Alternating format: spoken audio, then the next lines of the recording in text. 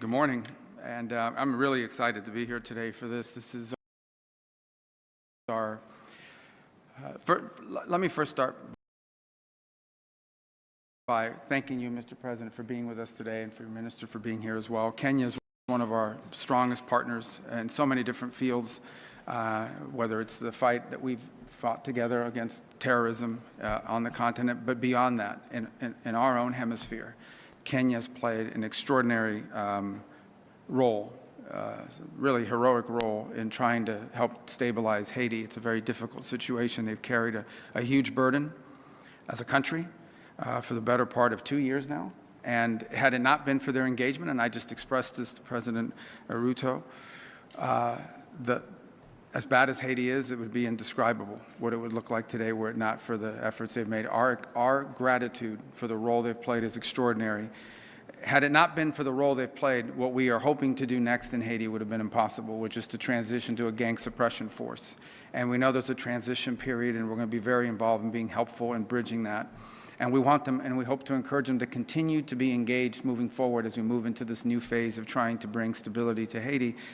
But we understand and believe they cannot do it by themselves. So I wanted to use this as an opportunity to continue to encourage countries in the region and around the world to step up and contribute and be a part of this effort. We need their money, we need their funds, and we need their personnel as well to make this work. If we had 5 or 10 countries willing to step forward and do just half of what Kenya has done already, it would be an extraordinary achievement. And we hope that that will happen. It needs to happen. If we're serious about it, it needs to happen. Everybody loves to have press conferences and put out statements about how terrible the situation is in Haiti. It's time to do something about it. And I particularly point to the countries in our hemisphere, in the Western Hemisphere, in the Caribbean Basin and beyond, that we need to step up in this hemisphere and do more. The United States will continue to do its part. But I just wanted to express again our gratitude.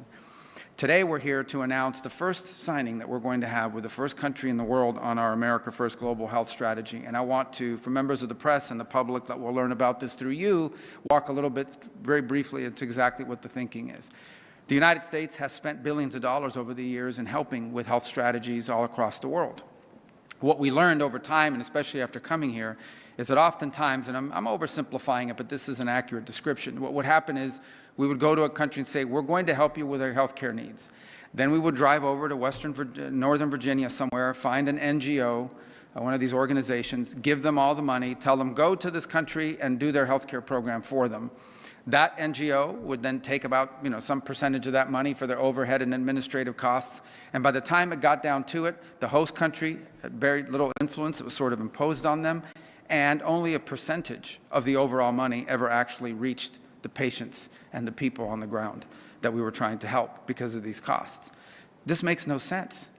So why are we hiring American and international NGOs to go into other countries and run healthcare systems that are parallel and sometimes in conflict with the healthcare systems of the host country? If we're trying to help countries, help the country. Don't help the NGO to go in and find a new line of business. And so that's what the model that we're breaking. We're not doing this anymore. We are not going to spend billions of dollars funding the NGO industrial complex while close and important partners like Kenya either have no role to play or have very little influence over how healthcare money is being spent. Bottom line is, if you want to help a country, work with that country, not work with a third party that imposes things on that country. And so for us, we hope to sign many of these in the days to come.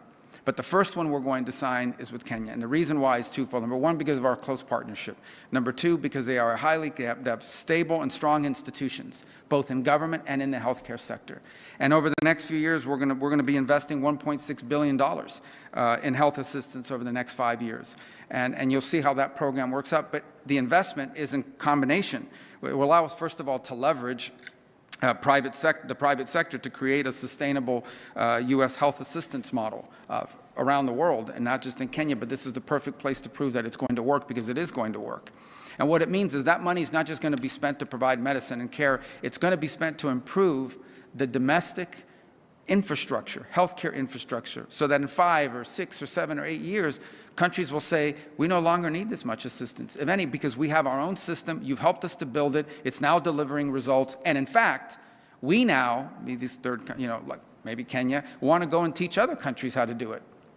And this is a very real possibility, and it's something we believe in. By the way, Kenya, our partner. Okay, we're not imposing this. They're our partner. $850 million is what they're going to give to support these efforts. So this is truly a partnership. This is the way we should be doing assistance around the world. True assistance is self-sustainability, building the ability to sustain yourself in the long term.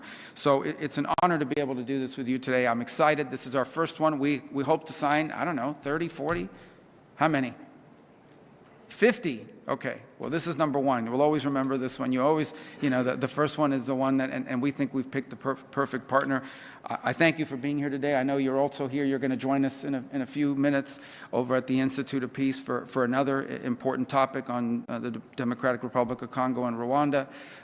So we're grateful you're here for both of these things, but it lined up perfectly. We are honored to welcome you to the State Department, Mr. President, and thank you for joining us today. Thank you. Thank you, sir. Thank you.